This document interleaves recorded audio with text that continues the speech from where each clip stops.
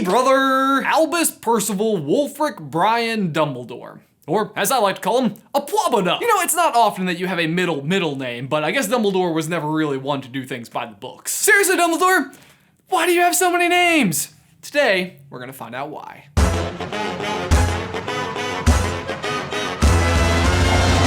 brother! Gosh, I can't even wait to see a Pwabada in Fwabwaftwift. He just looks so hot. Which, for the record, is not me saying that I think he looks attractive. Hot is also an abbreviation. An abbreviation for ha-ah-tuh.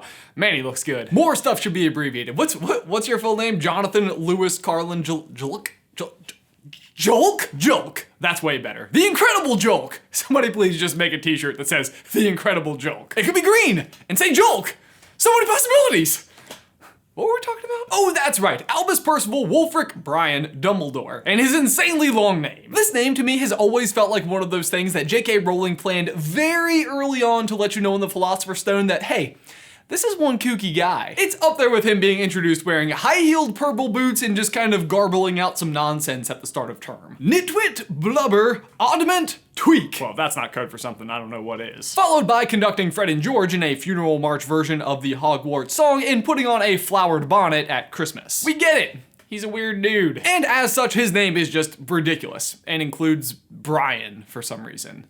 Brian. Brian might be the most muggle-sounding name of them all. And by which, I mean of all the names on the planet. Like, it's either Brian or Jonathan. Hey. Or as I now call him, Julk. But as odd as his name may seem, this is one of those key indicators that proves that J.K. Rowling had a lot of the story figured out from the very beginning. So let's start there, the beginning.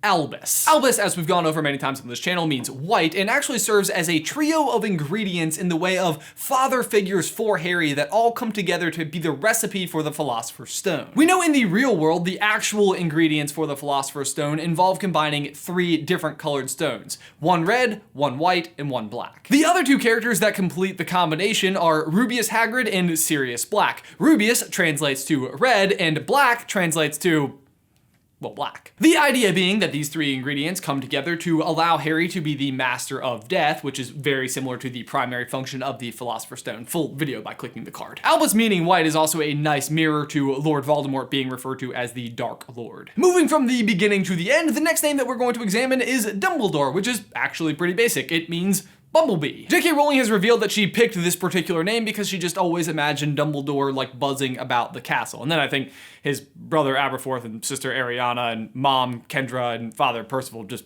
kind of had to deal with it. Maybe they just buzzed around other places, or maybe this is the real reason why Aberforth is so mad at Dumbledore. Goats don't buzz! Next we have Percival, which as we just mentioned was actually Albus's father's name, which you may just think that's the end of the story, but alas, it's not. By the way, isn't alas just a something that Dumbledore says? Alas.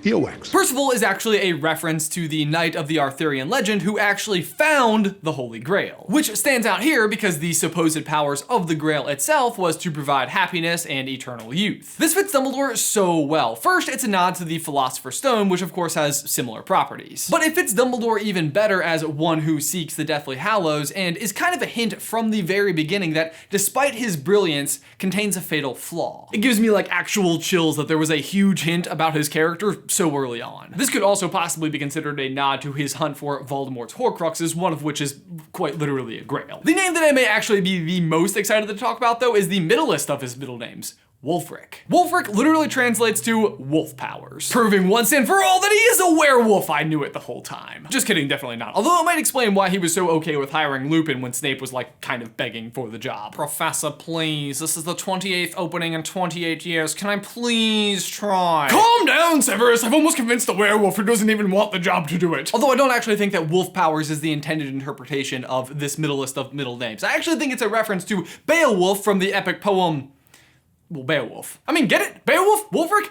It's so obvious! Actually, it's not obvious at all until you read his chocolate frog card. Considered by many the greatest wizard of modern times, Dumbledore is particularly famous for his defeat of the great dark wizard Grindelwald in 1945 for the discovery of the 12 uses of dragon blood and his work on alchemy with his partner Nicholas Flamel. Professor Dumbledore enjoys chamber music and 10-pin bowling. And of course, everyone knows that Beowulf was a famous 10-pin bowler. Obviously, just kidding, but Dumbledore, like there's something there, right? I totally hope we see Dumbledore bowling in Fantastic Beasts. Actually, no, Beowulf was most famous for his defeat of Grendel, as in Grindelwald. Also in Beowulf, 50 years after the defeat of Grendel, he is slain trying to defeat an even more dangerous dragon. And you want to know what the dragon's name was? Tom Riddle. Beowulf, slain by Tom the Dragon. Just kidding, obviously the dragon didn't actually have a name. Although it is worth pointing out that Dumbledore is almost or intended to be killed by a guy named Draco, which does translate to dragon. The point is, J.K. Rowling definitely loved Beowulf, and this part of his name reveals just how much of this world she had created upon writing the first book. And finally, that leads us to Brian, which is like the most unusually usual part of this unusual name. Albus Percival Wulfric. Brian Dumbledore. See, even Dumbledore himself doesn't feel like it fits in. Although, to be fair, that is the same actor of Dumbledore who did this. You put your name in a goblet of fire. Dumbledore does not shout. Calm down, Ben. Dearest Jude Law, it's Ben again. I know that you haven't responded to any of my previous letters. Sorry about that hot joke earlier. Also, please don't shout.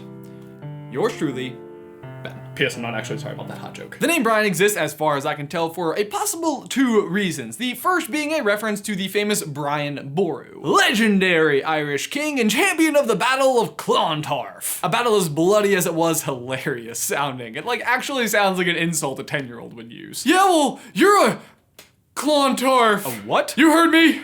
Hashtag Clontarf. In any case, Boru was the veteran of many battles, very similar to Dumbledore in his fight against many different dark wizards. But the real reason why I think J.K. Rowling included such a muggly sounding name was a lot more to do with Dumbledore's role as a muggle activist and his own blood status as a half-blood. We know that, similar to Harry, Dumbledore's mother was of muggle descent and his father was either half or pure blood. My guess is that 2 out of Dumbledore's 3 middle names are references to other family members, and Brian was Kendra's father's name. Also, the actual reason may just be because it's hilarious. And there you go, that's why he's called Albus Percival Wulfric Brian Clontarf Dumbledore. Now, if we could just get to the bottom of Newton Artemis Fido's commander. I mean, isn't it just a little bit weird that these 2 characters in particular have such specifically long names? What makes Albus Dumbledore so fond of you?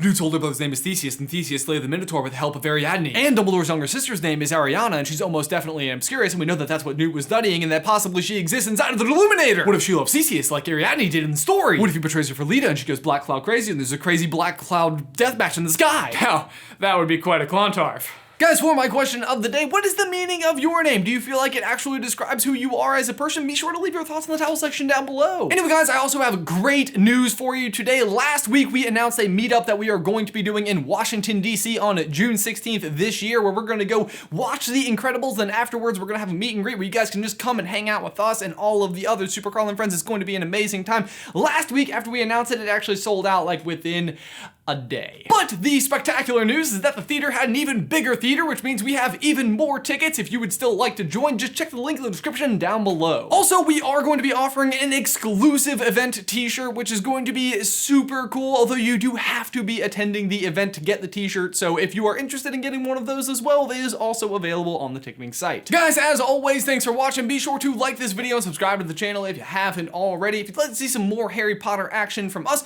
you can click right here to have the Deluminator explained, or right here to find out more about how Ariana Dumbledore is almost definitely an Obscurus. But Jay, that's all I've got for you today, man. I will see you on Tuesday.